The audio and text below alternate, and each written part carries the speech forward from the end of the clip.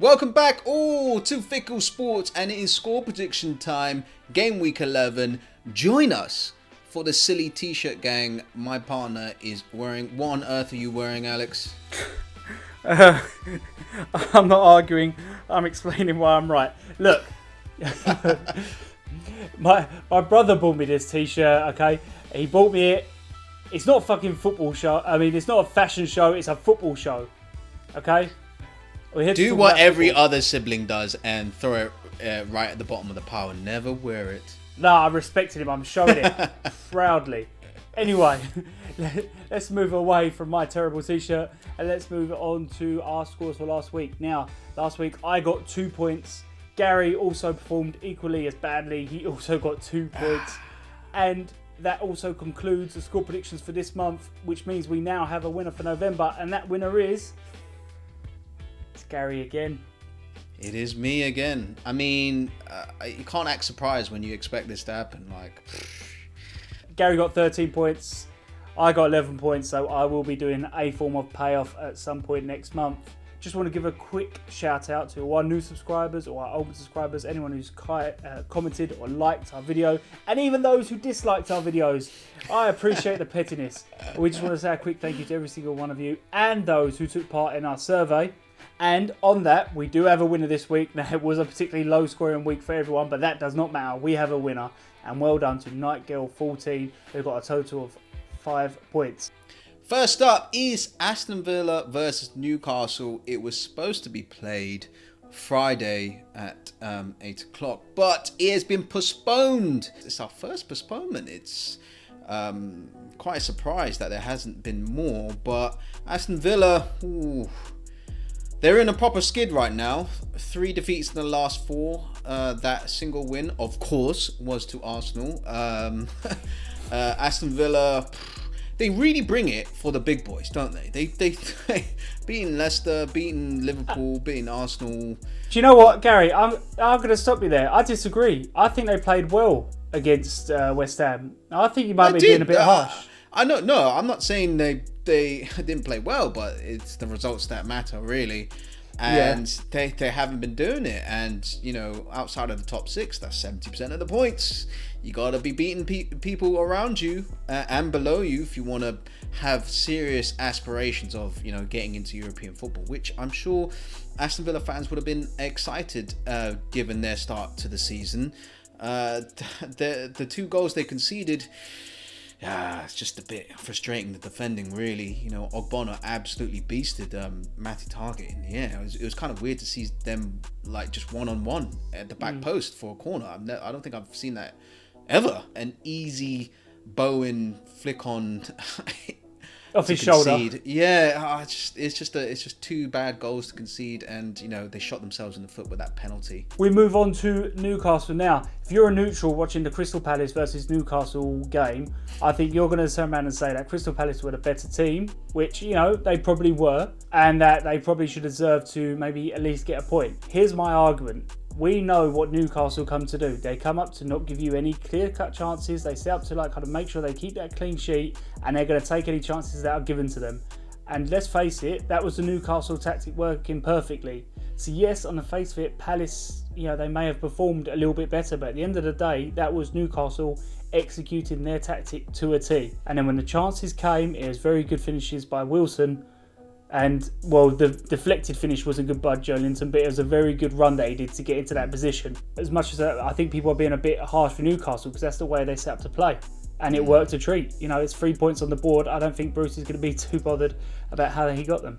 Yeah, with Wilson back in the team, there always is that potential. Just one chance, one goal, and, you know, the game changes. No score prediction this time, obviously, because of the postponement, but we do hope anyone attached to Newcastle and the training ground with everything going on, we hope that everyone remains healthy. As for the fans, send a lockdown, go to the pub, get a pint. You'll have a stress-free weekend as much as you won't be able to see your own team. You can watch everyone else lose. So we roll over into Saturday, and the first game up is Burnley versus Everton at 12:30 at Turf Moor. And Burnley. Burnley. First of all, I do want to say there's a little bit of sympathy for Burnley because I think when Man City turn up, the players they have, they are impossible to stop. And once they get into that 4th, 5th, 6th gear, they're going to score a lot of goals against you. But I don't think it's all Man City being brilliant. I think Burnley did quite a few things in that game which didn't help them. I think they gave De Bruyne far too much space, especially on that flank, 'cause that's what he likes to do. He likes to get on the right, overload, and get those ridiculously filthy, accurate crosses in, and they did not close him down enough. And they allowed Mahrez to go one-on-one with his marker far too often. So, yes, City were brilliant against them, but I think Burnley also, I think they have themselves to blame as well. And they'll be hoping for a much better performance against Everton. Everton, they'll be pretty disappointed with that loss against Leeds. I get the feeling that if Doucouré finished that early chance, it might have been a different story for Everton. But you know what? That's 4 losses in the last 5 games. That's really kind of reversed all the good work that they've done at the beginning of the season, because they were absolutely flying. And yeah, at the end of the day, their defending is not where they want it to be, and they're not creating enough going forward at the moment. And that goal they conceded, it was a shot from distance. You just thought that at least you have someone closing down a bit earlier, and you could have been so preventable, that goal. But Ancelotti, he went to a 3-4-3, but it didn't make much of a difference. Leeds just kept at it and kept attacking, so they'll be really disappointed with that. But score prediction, who have you got winning this one?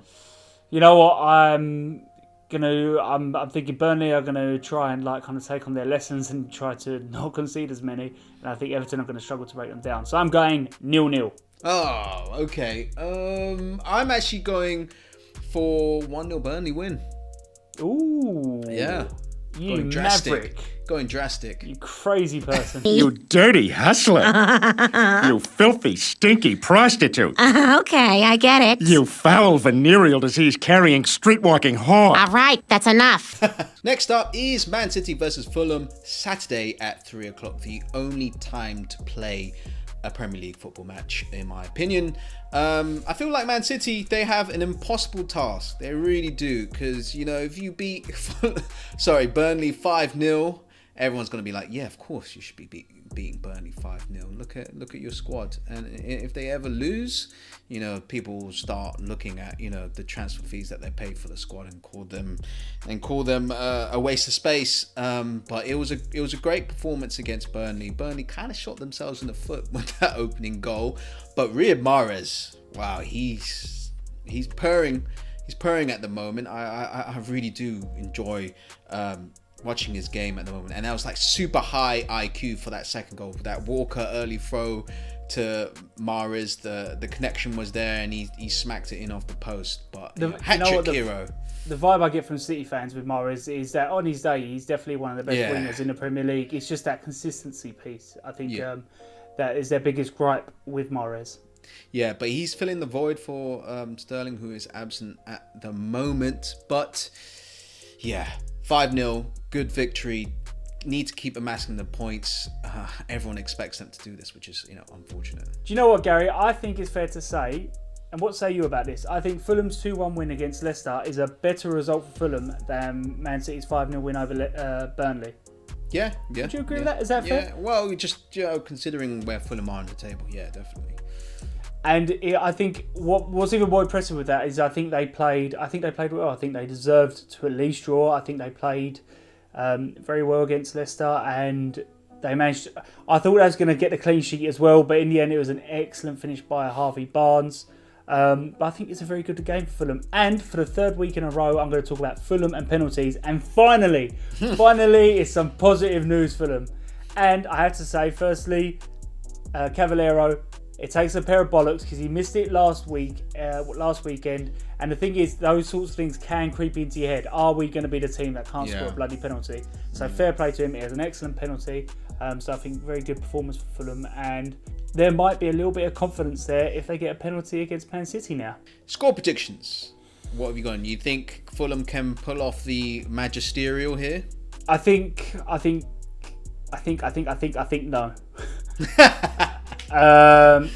I think Fulham, they're quite an attacking team. I think they'll end up creating holes, which City will take advantage of. So I'm going 3-0 City.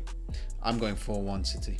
So moving on to the penultimate game of Saturday, it is West Ham versus Manchester United. It's taking place at the London Stadium at 5:30.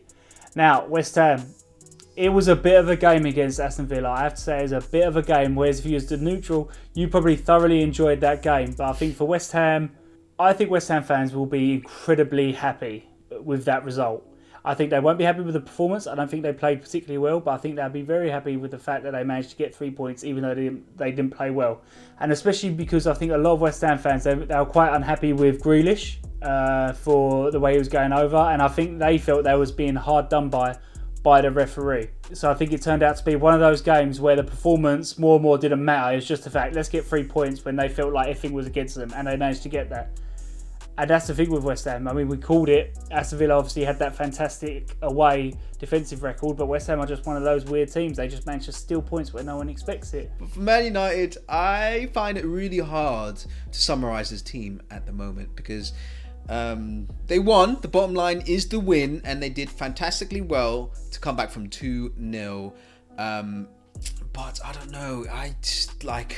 Speaking with other Man United fans too, they're frustrated even from the win. They just can't see a pattern of play, a style of play under Solskjaer at the moment. It's kind of like Bruno Fernandes just willing them over to every win, and he's been absolutely fantastic.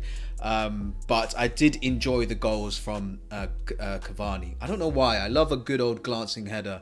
And I love the passion that he shows after every goal that he scores. It really means a lot to him. And you know what, Man United amass those points because it could be a rocky ride with Solskjaer at the helm. Well, Cavani might not be playing in the next game because he's in trouble, isn't he, with the FA for his Instagram? Naughty boy. What's your prediction for this one? I'm going 2-1 Man United with this one. Yeah, I'm going 2-1 West Ham United. Oh, yeah. Naughty. West Ham like play against those big teams. Next up is Chelsea versus Leeds, Saturday at 8 o'clock. Now, Chelsea versus Tottenham, that was a battle at the top, but it was a most boring game I've seen in a while. To be fair, it was kind of expected. You know, Mourinho was, going to keep it really tight, and Chelsea, they probed against a very stubborn defense. Do you know? Sorry to chip in here, but do you not feel? I feel like Chelsea as a home team, they should have tried a little bit more, been a bit more adventurous. But I feel like they was always a little bit too wary of that counter, so that's why it ended up being such a boring game. Yeah, well, it was at the end of the day. I don't blame Lampard because he had to have a very disciplined approach because of Mourinho's, tactic. Mourinho's so good at springing those counterattacks when he has the right players, and he has the right players in Harry Kane and Heung-min Son and even Bergwijn, who's a very pacey player as well. And Tottenham, they played well. They just didn't have the final ball, but Chelsea kept probing. They had the possession.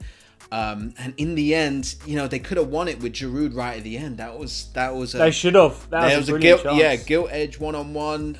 Giroud, you can't criticize. I mean, he's a professional footballer, and you should be finishing those chances. But being a constant super sub, not having a lot of confidence in him. At the end of the day, it's a good point against Tottenham. Yeah, for Leeds, I was as I was watching the game, I was fearing for Leeds because I felt Leeds were the better team, and it's actually reflected in the stats. Every now and again, we like to throw out the stats. Everton had one XG of 1.3, whereas Leeds was 3.1. And the game looked like that. Leeds were creating really good chances, and I thought it's going to be Arsenal all over again, where they've played really well and they've ended up not getting the points that they deserved. But in the end, I was about to say wonder strike. I'd say it's a level below that. It was a very good strike, and it's even funnier the fact that he kind of didn't even want to take it on. He was looking for the pass. Yeah. No one was there, and he thought, you know what, well, I'm just going to hit it then. And it was a supremely accurate, very good finish. And I think in the end, Leeds got the 3 points, that they deserved and that their performance deserved, which I think is what they've been lacking for the last few weeks. So I think they'll be very happy with that, but it's a very tough game in Chelsea. And a return to Chelsea for Bamford, who, seems like... Bamford seems like he finishes off the most difficult chances but misses the easiest ones. It's a weird one, that Bamford. What's your prediction for this one? I'm going 3-1 Chelsea. I think Chelsea, honours even with Tottenham, but they need to motor on now. Yeah, I'm going for Chelsea win as well. I think, as good as Leeds are, I think just Chelsea have too much quality. I'm going for 2-1 Chelsea. First game on Sunday is West Brom versus Crystal Palace. It's happening at the Hawthorns and it is on a midday. Now, West Brom, I have to say, I feel like it's a bit of a smash and grab against Sheffield United. They got that very, very good goal by Gallagher. I have to say, it's such an incredibly difficult technique to be able to guide the ball into the corner from that sort of situation. So I think it was a brilliant, brilliant goal for him. And how often do we see players get in that kind of position, just put their foot through it and it goes flying over? Yeah, no, definitely controlled it really well into the bottom corner. And so I think it's an excellent finish and a game-winning finish in the end. Sheffield United did come at West Brom, but I think West Brom will be really happy because even though Sheffield United created some really good chances, especially towards the tail end of that game, they was able to keep that clean sheet, and in the end, it ended up being a really good victory for them. I don't know if they'll be overly happy with the performance because, as I say, I think after that goal, Sheffield United really did put the pressure on them and they were creating chances, but the result, 1-0 win, I think they've been more than happy with. Yeah, but that's the relegation 6-pointer so far. So they'll take it. It doesn't matter what happens. Take the result. These are the small things behind. To the cameras, Bilic be like, "Oh yeah, it was an excellent win," but to the boys, I reckon it'd be just be like, "You can do better than that." Yeah. For Crystal Palace, I feel really bad for Crystal Palace. They had the lion's share of chances in the last game, and they really should have scored. But it feels like they got sucker punched quite badly against Newcastle. It was just right at the end, the defensive lapse. There was just a gap in that through ball, and it was just Wilson. You can't give him that chance, one-on-one, gilt edge chance, and he finished it amazingly with right through the legs, and it just felt like that. Newcastle had their talisman back in Wilson, and Crystal Palace didn't have their talisman in Zaha, who's obviously still having to sit out games because of the precaution. But it felt like in the end. Sorry, I was just going to add. I felt like in the end it was almost individual mistakes. It was a lack of positional awareness, and then I think it was Scott Dam, wasn't it, who got absolutely sold with that Joe Linton dummy. Yeah, and it was bad. He should not have been sold that badly. And in the end, deflected shot, nothing a lot Cahill or the goalkeeper could do about it. Yeah, no, and they really could have at least got a point out of that game, so they'll be disappointed. But score prediction for me, I actually think Crystal Palace can turn it around, and I think they're going to win 2-1 against West Brom. What about you? Yeah, I'm on a similar vibe. I feel like there's going to be goals in this game, so I'm going for a 2-2. Sheffield United versus Leicester, Sunday at 2:15. Now, Sheffield United, this was a massive game. As much as they don't believe they should be there, this was kind of a 6-pointer at the bottom of the table, and they really needed to win this one. It's just what hurts is the finishing, because there were some gilt-edged chances in that game to equalise and at least go ahead. And that chance by Baldock, left foot smashed it over the bar. I know the pain. I've been there millions of times and I've shanked it over as well. But it's just those chances. And 1 point from 10 games. You know what? Every single manager in the Premier League would have been sacked by now. I'm sorry to say, I have to say that for Chris Wilder. He's a local lad, but it's kind of weird the way he's constructed the squad and the way they play. It would be counterproductive to sack him and get another manager in. So they got to bury down the hatches and start getting points quick. I feel like with Sheffield United, that where they play that efficiency game, where the line between win and losing for them in each game is actually so close. It's just a couple of chances for each team, and it just hasn't gone their way the last few. this season so far. For Leicester City, I wasn't overly impressed with their performance against Fulham. We spoke about Fulham. We said we feel like they played really well, and it wasn't one of those games where like everything goes against you and you just can't get that goal. I feel like Fulham were maybe the better team. Leicester did have their chances. I do think Fafana should have scored that chance. You know, it was really close to go. And I know he's a defender, and we've said it time and time again, but defenders are better players these days, right?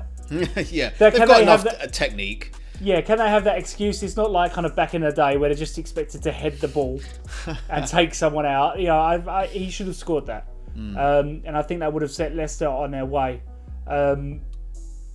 It seems to me that Leicester really struggle against teams that do the Leicester tactic, you know, which Leicester are fantastic at. When they play a team like City, they absolutely smash them on the counter. But they really need to work on teams where they're going to apply the low block and they're going to try and hit them on the counter and breaking them down. So not a great performance by Leicester, but they'll be hoping for a better one against Sheffield United. Now, score predictions is a bit of a difficult one because they're kind of random bits of form for Leicester. Well, who you got? I'm going 1-1. Oh, okay. You know what? I think Sheffield United are going to win. I have no basis for this. 1 point in 10 games, but I'm going 2-1 Sheffield United. Well, I reckon you've just bought into what I've just said. But this is the perfect opportunity for Leicester. Show us, can you beat a team with a low block? Here we go. Next up on Sunday at 4:30 p.m, it is the North London derby. It is Tottenham versus Arsenal. Now, Tottenham Hotspur, they've had 2 big games in the last 2 weeks against Manchester City and Chelsea, and they've managed to get 4 points from them. And in both those games, they've gone for a smash and grab approach. Against City, it works really well. And against Chelsea, I don't think it worked very well. I think Tottenham were expecting Chelsea to come forward a little bit more and to put more players into the attack, but I think Chelsea were very wary of Tottenham's attack and therefore didn't commit too many players forward. And in the end, what that turned out to be was actually a really boring game for probably both sets of fans and anyone else who was watching the game. There really weren't that many chances being created, other than what you mentioned before, Gary, when Rodon messed it up and Giroud had that good chance at the end. But I think Tottenham against Arsenal are going to come with a similar approach. They're going to, first of all, stop Arsenal from scoring, and they're going to try and hit them on the counter. Yeah, this is a scary game for Arsenal to approach, you know, in the worst form. I don't think Arsenal haven't lost 3 games on the bounce in a long time. And there was no Nicolas Pepe yet, but for everyone to blame, you know, that was just really, it was a massive stinker yet again. You know, I get the feeling that Mikel Arteta is really trying to instruct every single pass that his players do. So that kind of leaves a void in terms of creativity, like the players just not allowed to express themselves properly. You can kind of see it. You can kind of see the U-shaped football that that Arsenal play right now. Shall I tell you what I see with Arsenal from the outside? No. Damn Tottenham fan, I don't want to hear any of your opinions. Well, you're going to hear it anyway, okay? I like Arsenal over the past few years. We're used to like them being a bit leaky in defence. The shocking thing for me is the creativity. Yeah. I think that's the thing that surprised me more than anything. Because over the past decade and a half, regardless of how good or bad Arsenal performed, scoring goals has never really been a struggle for them. So that's the thing that's really quite shocking for me from the outside. Yeah, it's as bad as I've ever seen it in terms of going forward, and that kind of includes the man that I shall not say, Count Dracula, the former Arsenal manager. So it's bad. But score predictions, what are you going for?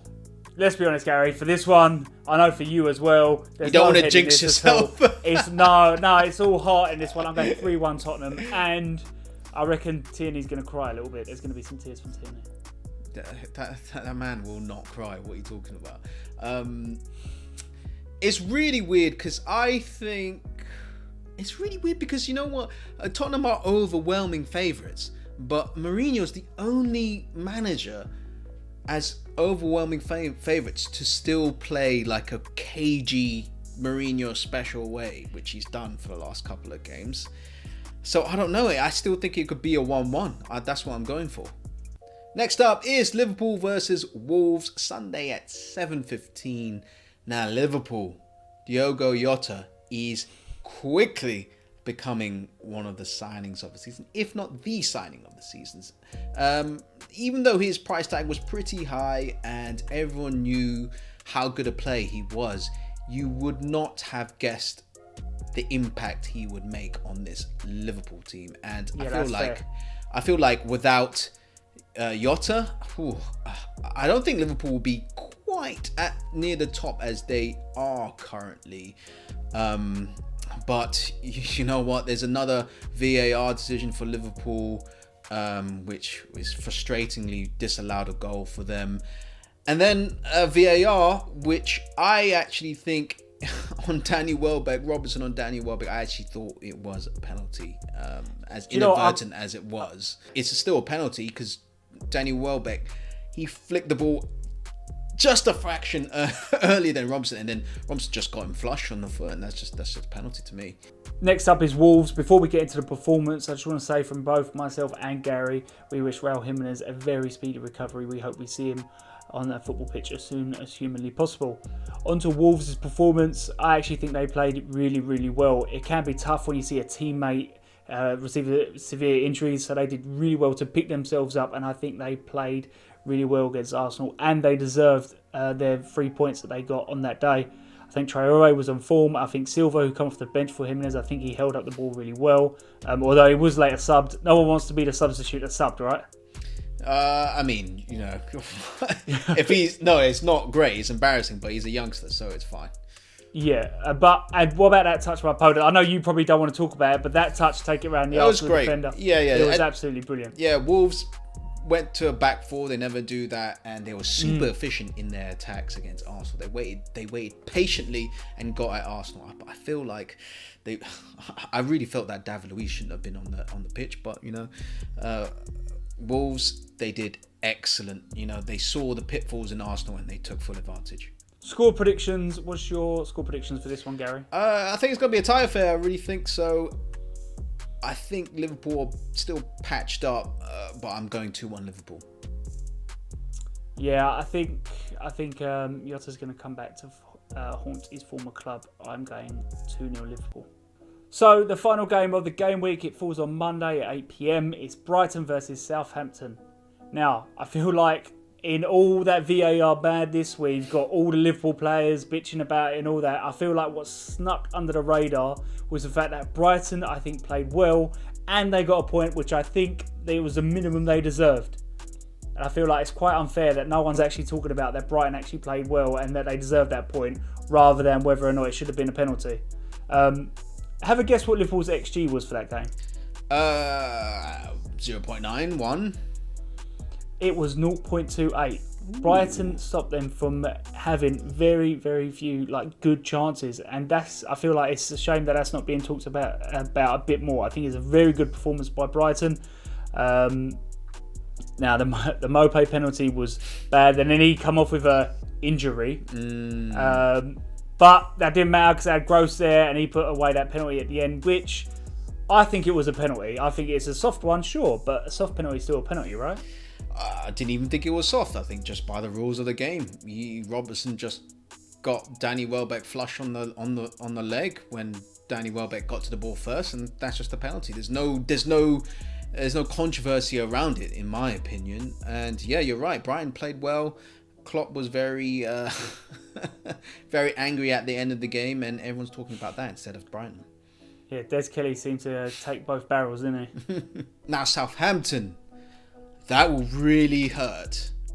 Really, really hurt after going 2-0 up. And, you know, Warren Prowse, again, his set pieces are an absolute cheat code. Incredible. Again, came up trumps against Man United. And I was watching that and I was like, oh, you guys were in control of the game, you know, but you just let Man United in it. And the defending was really poor for... I don't know, all three of those goals, I didn't see a defender close to any Man United player. With Bruno in the box, no one was near him. Cavani twice, no one was near him as well. And Vestergaard was trying to defend the goal line for some reason. I had no idea. And it was, it's disappointing because you guys at least deserved a point in that match. I was just going to add on to that. I feel like they know the quality's there because they get ahead, don't they? They did the same thing against Tottenham. Yeah. They get ahead, but they just seem to throw it away. They just need to hold on to those leads when they get them. And I really don't like seeing it when it was at 2-2. Southampton brought on defenders to kind of seal the game, and they gave away the initiative and they got burnt. What's your prediction for this one? Ooh, it's easy to go for the more informed team in Brighton, but I'm actually going for Southampton. I'm going for 2-1 victory to Southampton. Do you know what? Last time I backed Brighton, it bit me in the arse. They made me pay, but I've built up the courage to do it again. I'm going for 2-1 Brighton. But anyway, that is all for game week 11. Good luck, everyone, with their score predictions and your team this weekend. And lastly, I'm going to say it one more time, but it is from the bottom of our hearts. Thank you to everyone who subscribes to us, everyone who watches our videos, likes, comments. As I said before, we appreciate every single one. And we're on our way to 400 subscribers, Gary. Let's get there.